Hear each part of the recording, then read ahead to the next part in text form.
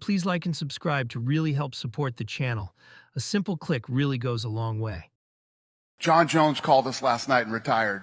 Jon Jones is officially retired. Tom Aspinall is the heavyweight champion of the UFC. The greatest fighter who ever lived just walked away from the sport, and it truly is the end of an era.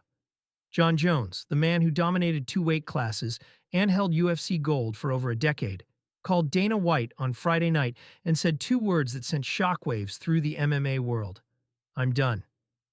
But while everyone's celebrating Tom Aspinall finally getting his hands on the undisputed belt, there's a dangerous Brazilian lurking in the shadows who's about to make the new champion's life absolute hell. When Dana White stepped up to the microphone in Baku, Azerbaijan, and announced Jones's retirement, Tom Aspinall became heavyweight champion in the most anticlimactic way possible. No fight, no celebration, just a phone call that ended the longest title saga in UFC history. The Manchester native had been interim champion for 19 months, defending that interim gold against Curtis Blades in just 60 seconds. But he never got the moment every fighter dreams of, beating the champion to become champion. Aspinall's reaction was professional, but you could sense the frustration. He immediately posted about being an active, undisputed champion, a not-so-subtle dig at Jones's inactivity. The Brit had fought once in nearly a year while Jones collected dust and paychecks. Now he holds the belt, but questions remain about whether he truly earned it or simply inherited it through default. The timing couldn't be more perfect for challengers to strike. Aspinall hasn't faced adversity in years, steamrolling opponents with his explosive striking and slick submissions. But he's about to discover that being champion means having a target on your back 24/7, and there's one man who's been waiting for this exact moment. While other heavyweight contenders stayed quiet during the Jones-Aspinall saga, one man was screaming from the rooftops, demanding his shot at greatness. Jailton Almeida, the 33-year-old Brazilian known as Maladinho, didn't waste a second after Jones's retirement announcement. Within hours, he fired off a social media call-out that sent shockwaves through the division.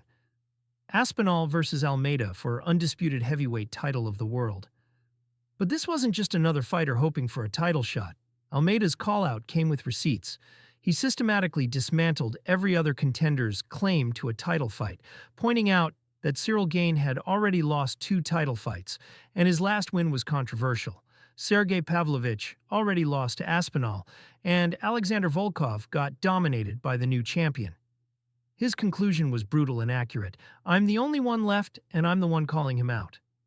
The confidence isn't just talk. Almeida has been terrorizing the heavyweight division, with a grappling game so dominant that some fans compare him to KHABIB Nurmagomedov. His record speaks volumes. 22 wins, 3 losses, with most of his victories coming by brutal submission or ground-and-pound beatdowns that leave opponents looking like they've been through a wood chipper. Jailton Almeida didn't earn the nickname Heavyweight KHABIB by accident. Standing 6 feet 2 inches and cutting from nearly 300 pounds, he combines the size of a heavyweight with the relentless grappling pressure that made Nurmagomedov legendary. When Almeida gets you to the ground, the fight is essentially over. His opponents don't just lose, they get mauled. The Brazilian's UFC run has been nothing short of terrifying. He's finished Alexander Romanov and Sergey Spivak in the first round, both with such violent efficiency that you could see the exact moment his opponents realized they were in over their heads. Even his lone UFC loss to Curtis Blades came after he rocked the wrestler badly in the first round before getting caught with a counter as his knee gave out. What makes Almeida truly dangerous is his mentality. He doesn't just want to win fights, he wants to break people. In interviews, he talks about taking Aspinall into deep waters, testing the new champion's cardio and mental toughness in ways Jones never would have. When the cage closes, it's a war, Almeida recently stated, and you believe every word. The scary part for Aspinall?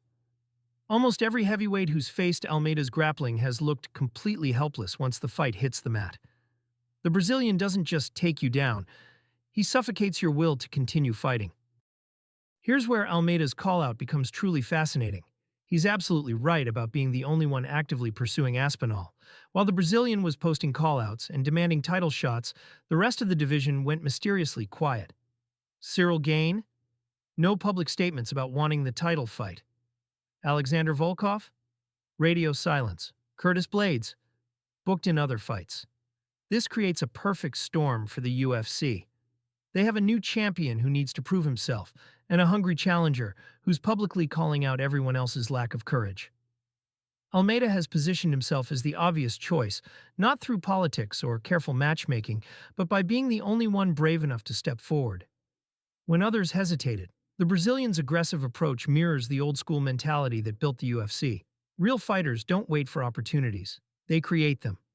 And right now, he's creating all the pressure while his competition hopes someone else takes the risk first. Tom Aspinall's championship reign begins with the heavyweight division finally moving again after 18 months of stagnation. Dana White has promised to work with the new champion immediately to book his first defense, and the pressure is mounting to deliver fireworks after the Jones debacle left fans frustrated and angry. The matchmaking dynamics have completely shifted. Aspinall has already defeated most of the division's elite, Pavlovich, Blades, Volkov, which actually makes Almeida's case stronger. The Brazilian represents fresh blood, a fighter who can bring something different to the table instead of recycling the same matchups fans have already seen. But there's another layer to consider. Aspinall's entire championship story has been built around his explosive finishes and quick nights at the office. He's never been tested in deep waters, never had to grind through adversity or solve complex grappling puzzles. Almeida represents everything Aspinall hasn't faced: relentless pressure, elite grappling, and a fighter who gets stronger as fights get uglier. The stakes couldn't be higher for both men. Aspinall needs to prove he's a legitimate champion who can handle different styles, while Almeida needs to capitalize on the first real opportunity he's had to fight for gold. One man's legacy begins, another's quest for greatness reaches its climax. Jon Jones's retirement marks the end of an era, but it also signals the beginning of something potentially more exciting: an active heavyweight division with a champion who actually wants to fight. Tom Aspinall has already promised regular activity, a stark contrast to the months of uncertainty that defined Jones's reign. The irony is perfect. While everyone focused on the Jones-Aspinall drama, Jailton Almeida quietly positioned himself as the division's most dangerous threat. He's the fighter nobody wanted to face, the grappler who makes strikers nervous, and the hungry contender who's been waiting for his moment while others played politics. What happens next will define both men's careers. Aspinall gets to prove he's more than just a product of favorable matchmaking, while Almeida gets his shot at becoming the first Brazilian heavyweight champion since the division's early days. The heavyweight division is finally moving again, and the most dangerous man in the room might just be the one everyone overlooked. The GOAT is gone, but the throne is far from safe. And somewhere in Brazil, a man called Malhadinho is sharpening his skills for the war that's coming.